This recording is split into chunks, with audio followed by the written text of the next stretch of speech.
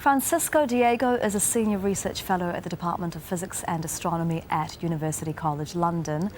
Speaking to my colleague Mariam Namazi earlier, he said the discovery essentially proves what scientists have always suspected.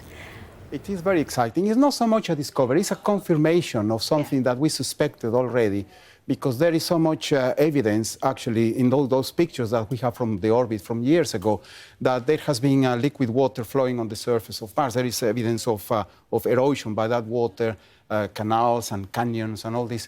But the significance of this confirmation is that those flows are still today.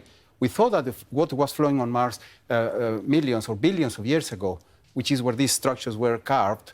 But some of the smaller ones, apparently, there is a recent activity of water on the surface of Mars, which is extremely important, which means that there is liquid water on Mars under the surface. And then when Mars comes to the summertime, in some places, the water comes to the surface and it makes a little kind of dark marks.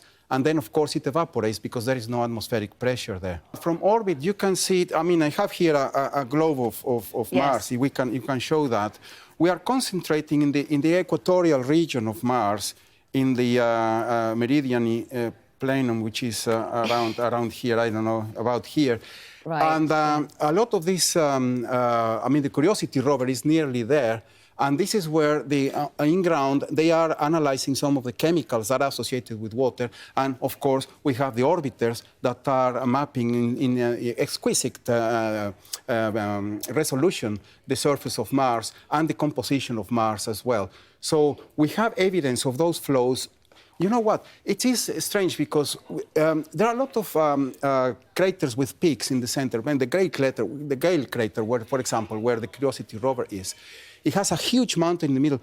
And then at the top of the mountain is when you see these things. You would expect to see the water at the bottom, not at the top. And then you see the water just carving these little kind of dark lines there. It is fascinating.